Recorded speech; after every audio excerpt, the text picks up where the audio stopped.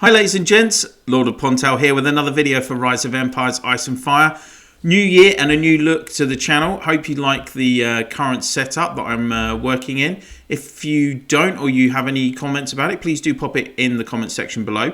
On to the topic at hand. So, as you can probably see on the right hand side, we do have some Archers Heroes here, and this is for the best Archers combination video. So a big shout out again first to Barbara from State 25 and Don Pablone from State 96.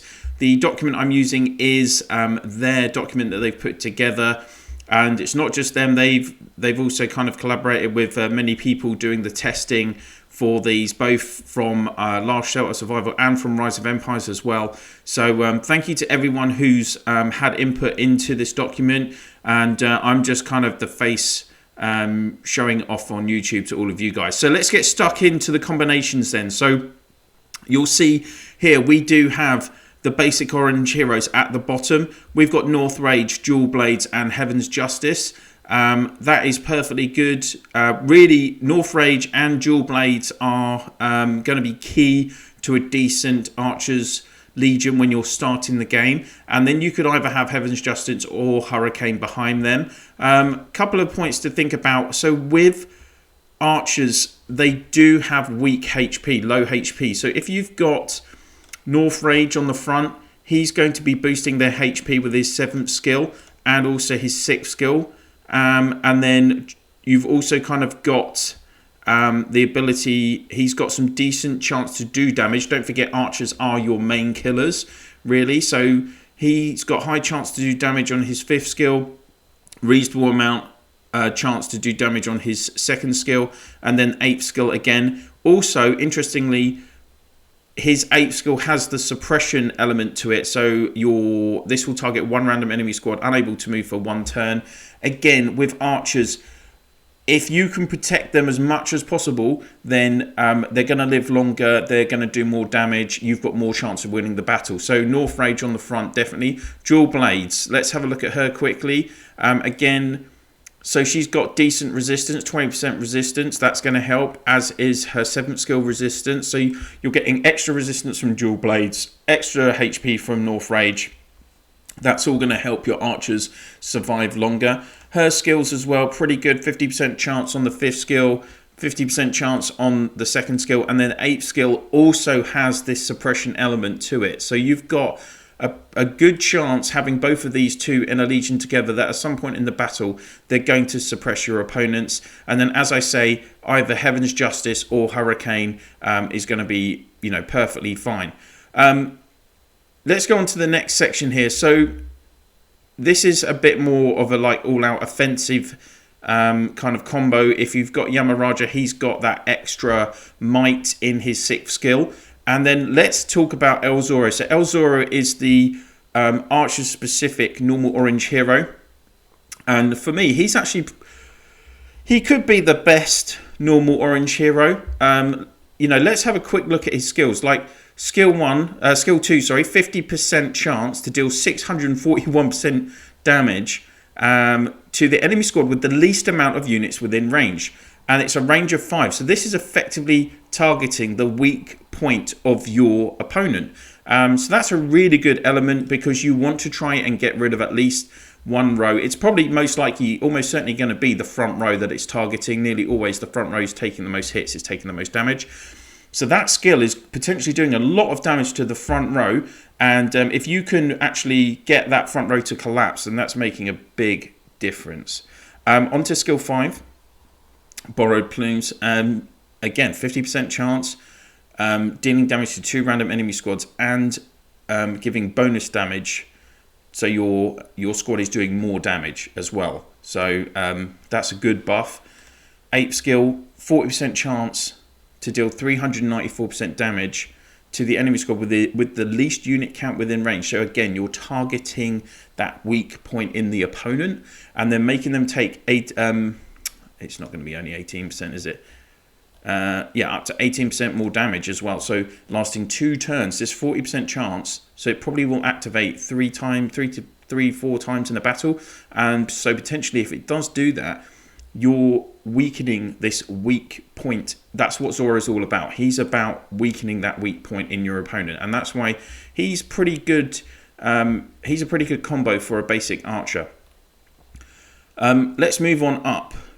So you can run two archers squads there, even just with normal orange, because you can see you've got 6 different normal orange there, and obviously you could swap out Hurricane as well.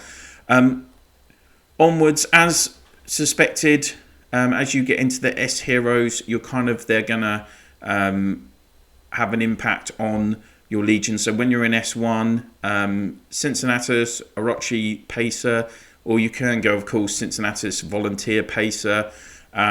Pacer's another interesting one. He's one of these heroes who has got... He does do quite a lot of damage on his skills, and also he's got this active 7th skill where you're getting 100% bonus marching speed, 100% bonus archer might for 20 minutes after it's activated, but it does have a 15-hour cooldown. So if you activate that, you're giving 100% extra might to your archers. Again, more might, they're doing more damage. That's good for you, pretty much. So that's something to think about. And Pacer is pretty good for an S1 hero. I would say you can use him pretty regularly throughout the game. As you get into S2, you see here that the Cincinnatus is still on that front row for you, and then you can pick up Inquisitor and Witch Hunter, S2 heroes, on your middle and back row. Quickly, just thinking about those, you're not going to see either of these kind of that much further up this chart, if I'm honest with you. They're not great separately, but together. So Inquisitor, his 8th skill will, if the target is in flammable status, there is a 50% chance to put it into suppressed state, unable to move. So his 8th skill needs a flammable target, and what gives him that flammable target is actually Witch Hunter. I'm pretty sure it's her 8th skill. Yeah. So her 8th skill, 35% chance to attack all squads within range and give the fire attack status to the squad, lasting for 2 turns. So basically, again, a key element of having archers is trying to suppress your opponent so that they can't do damage to you, and allowing you enough time to get the kills off to kill all of them. And then, as you can see, so this works in sync with Inquisitor's skill, that this will give the fire status, and then Inquisitor's skill will suppress those squads. Up into S3 and beyond. So S3, you'll see you replace Cincinnatus with Skybreaker on the front. Skybreaker, again, I do actually like Skybreaker. 2nd skill is a combat skill, 1 turn prep, 40% chance to deal decent damage, 486% damage to 2 random enemy squads. So that's nearly 1,000% damage, making their resistance minus 47%. So again, that's generating more kills for your archer's squad, and that lasts 2 turns. So 40% chance. Okay, 1 turn prep, but again, it's highly likely that this is going to be lasting a couple of, like, half the battle at least. Skybreaker, again, on 5th skill as well. It's a prep skill, and first 2 turns, disarm 2 random enemy squads, making them unable to basic attack. So again, you're giving yourself a chance at the start of the battle to significantly reduce your opponent's troops, and it also helps, it deals 267.5% damage to all enemy squads. That's, again, nearly 800% damage. So really, that's a pretty nice skill for an S3 hero. Skybreaker also has extra might and resistance and a little bit of extra combat speed. So for an archer hero, not many of them have combat speed buff. So being able to put Skybreaker in on your front, for instance, it's most likely that he will action first in the battle. Again, first one to hit, first one to get that damage in. And he's then got a 7th resistance skill for the 7th skill to help him last longer on that front row if you put him on the front row. And then also his 8th skill has chance to deal 343% damage to 2 random enemy squads within range. So again, that's nearly 700% damage, and heal self and a random friendly squad. So he is the first hero in the game to have the heal skill. Well, along with Bleeding Steed from S3 as well. So he's got a healing skill as well. So he's a really well balanced hero in my opinion. On to S4. So here we go. You can see El Zorro pops up here with Immortal Guardian, El Zorro, Jade Eagle. I've done more specific hero guides on the Immortal Guardian. I'm not going to dwell on him too much. He is very well set up to be a front row hero. You're only ever going to put him on the front row.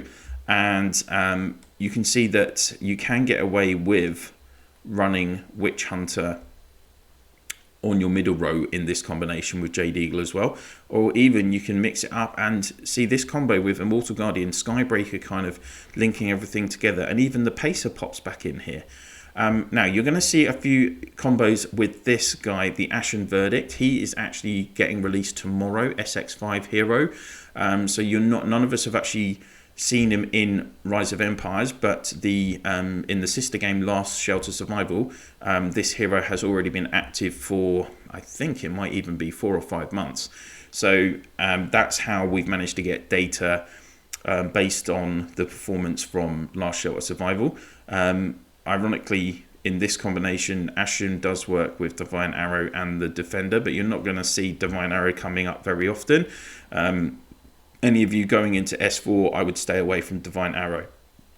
Defender, SX3 hero. Really, the Defender works best, in my opinion, with Spectral Reaper, because Defender helps boost, increase basic attacks, which again, we'll kind of talk about that as we go on up. So we're on now to what's going to be your best combo at S4, and as you can see, it's not Divine Arrow. You see, it is Immortal Guardian, Skybreaker, and Jade Eagle. So you're seeing Jade Eagle pop up quite a few times, even further up in this chart as well. So let's just quickly talk about Jade Eagle. For me, Jade Eagle is one of the best killers in the game. He is actually all about the kills. So let's have a look at the second skill. 40% chance to attack twice. Each attack randomly selects 2 random enemy squads and deals 142% damage, and that is effective range of 5. His fourth skill, Archers in Hero Squad have 60% increased might, so that is an extra 10% compared to normal, and he's got 20% increased damage dealt, but unbelievably, he does actually receive more damage because of this skill as well. That is 20% increased damage taken by this squad. So you have to be careful with Jade Eagle. He does need support in the combinations that you have him with, because, like I say, he's literally all about killing. There's no crowd control, no CC, no, he's got a very little crowd control in him, and he's got hardly any kind of support elements to keep him alive. So let's have a look at that fifth skill actually. So you do have a tiny bit of kind of crowd control in this fifth skill, and this is interesting because it will give different elements to depending on what troop type you're against. So it's 1 turn prep, 30% chance to deal 310% damage to all enemy squads. So that's over nearly 1,000% damage, making enemy footmen cannot recover units. So that's a troop recovery block. So say if you've got Jade Eagle and you're up against a Bleeding Stead or a Skander who have got these troop recoveries, then that is going to help block it. Excuse me. Enemy cavalry combat skill damage is going to be reduced by 50%, which is considerable, and then enemy archers are disarmed. So this is going to have a big impact if you are up against, for instance, Spectral Reaper, where his basic troop, he's all about buffing his basic troop attacks. Then if you can get Jade Eagle to activate this fifth skill a few times in the battle, 2 or 3 times, that will have a significant debilitating factor on Spectral Reaper's ability to make kills against you. So that's an interesting fifth skill. Also interesting for a seventh for a back row hero, he does buff resistance. So and then 8th skill, this is the Jade Eagle skill. It's effective range of 5. It targets 2 enemy squads, and it's the downside is that it has 2 turn prep, but there is a 60% chance. So it can activate 5 or 6 times in a battle if you're really lucky, and it deals 863% damage to 2 random enemy squads. So that is effectively 1,750% damage to 2 enemy squads. That is absolutely huge, and that's why Jade Eagle is a real pure killer. But you're always going to need to put him in a legion where he's getting a bit of support, quite a lot of support. On after that, we're getting into the top legions in the game, rated 9, as you can see. So we've got Immortal Guardian, Skybreaker, and Spectral Reaper. Spectral Reaper is an SX3 hero, and he, again, is an elite killer. So we're going to look at him in a bit. We've also got Sakura Blossom working with Inquisitor and Elk. I think that's because there's good, I'm pretty sure that's good synergy. I think one of Elk's skills links to Inquisitor's fire skill, if I remember rightly. Elk is an SX1 hero, so is Sakura Blossom. I do have hero specific videos if you check out the hero guides playlist on my channel for more in-depth elements on those. I don't want to kind of go on forever on this video with all the different kind of heroes that are available to you. So as we move on up the list, Immortal Guardian, who is giving you that pure defense, and this is a very attacking combination in theory. Immortal Guardian with Jade Eagle and Spectral Reaper. Depending on who you come up against, this can get obliterated because your only defense is coming from Immortal Guardian. These two guys are just all about killing, and equally so they are open to being killed themselves. For instance, Immortal Guardian, one of his skills only supports his front row squad, so he's not necessary. He does give you a bit of healing and a bit of extra support, but if you're lucky and you are up against a weakened opponent, then this could do a lot of kills. You could get not that far through the battle and actually be winning by like rounds 5 or 6 based on the kills Jade Eagle and Spectral Reaper do. But there's not actually a great synergy, in my opinion, between these three heroes. Let's keep going up for a bit. So Immortal Guardian, you can see every combination that he's in, he's on this front row. As I say, just pure front row. Sakura Blossom as well is going to be front row. Then we get to Tarantula is fitting in here. So she's an SX2 hero. She is pretty much all in the best combination. She will be on that middle row. Just very quickly kind of looking at what she's going to bring you. So skill 2 is a 30% chance to deal 641% damage to 2 random enemy squads within range. While the damage is being dealt by the hero squad, the back row squad is increased by 40% for the next 2 attacks. So she works, again, really well with either Jade Eagle or Spectral Reaper. She's increasing their kills by this extra buff, 40% buff. And she is doing significant damage with this, 1250%. So that's really nice. Skill 5, 35% chance to deal 402% damage to 1 random enemy squad. So it's only going to activate maybe 2 or 3 times in the battle. And you're still getting good damage. And before the back row squad's next action, it will deal another 403% damage to 1 random enemy squad. So for a middle row hero, she is doing quite a lot of damage with her 2nd and 5th skills. This is within the range of 4 though. So it just depends who you're up against.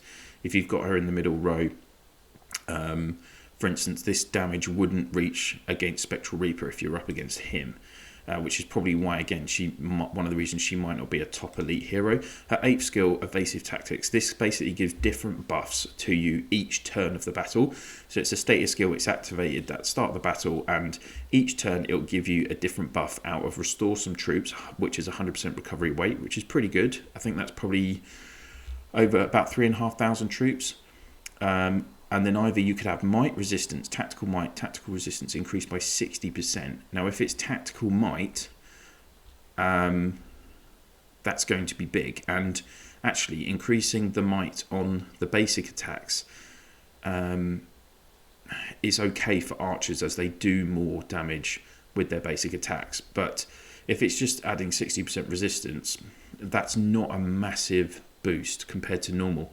And then it would also damage taken decreased by 40%. So it's a bit of a mixed bag, this 8th skill, in my opinion, for the Tarantula. We're now hitting the 9.5s, and you're going to see this is Ashen Verdict again coming in. So we've got him up here, but let's first look at Spectral Reaper. You can see also obviously that basically there is a mixture of Jade Eagle and Spectral Reaper on this back row. Elk only appears once, so for me, I wouldn't really bother. For you guys with SX1, I wouldn't bother with Elk. Like, you want Jade Eagle or Spectral Reaper on your back row for archers, and if you're running with 2 archers, it's a simple process really. You just want to be running with Jade Eagle and Spectral Reaper. Defender, Spectral Reaper. So right now, before tomorrow when Ashen Verdict comes in, you can see Immortal Guardian with the Defender and Spectral Reaper is the best combination at the moment. Let's have a quick look at these 2 guys very quickly. Defender, after basic attacks, this is a passive skill, so it follows on after basic attacks. So after basic attacks, 80% chance to decrease, minus 20% damage taken for self squad. So if Defender is going first in the round, then they'll get off their damage, and then effectively you're reducing the damage taken by the squad from the hits after her. It lasts for 2 turns. It is stackable, so it can actually reach minus 80% damage taken. There is a reason for that. Let's quickly look at the 5th skill. So 5th skill, 50% chance to deal 310% damage to 1 random enemy squad within range after basic attacks. So this is again a passive skill, so it's additional damage, and 50% rate is really good, and recovers some troops for the self squad. So 67% recovery rate. I think that's about, if I remember rightly, that's about 2,300 troops. So it's not so bad. And both passive. So the only thing with these is obviously if she gets disarmed or suppressed, then you're not getting anything from these because you're not doing basic attacks. So that is a weakness for Defender. Her 6th skill does have the HP extra, which is what you want, and the resistance on the 7th skill, so that is perfect for a front row hero. And then the 8th skill, 35% chance to make 2 random friendly squads to attack twice with 30% increased damage for 2 turns. So 35%, again, it might only get off twice in the battle, but it's going to affect your 2 of the friendly squads for half the battle if it affects twice. And now this is important because attacking twice, when we go into Spectral Reaper is all about doing massive damage, and particularly from basic attacks. So his 2nd skill, 35% chance to attack again after basic attacks to the same target, dealing 742% damage, making them unable to recover troops for 1 turn. So absolutely huge damage to 1 squad, plus it's a troop recovery block. So if you're, so he is, he's knocking out troop recovery from Skander, from Bleeding Stave, from Lawman, from Army Breaker, all these kind of heroes, key heroes, which are going to be in the other kind of top combinations for footmen and cavalry.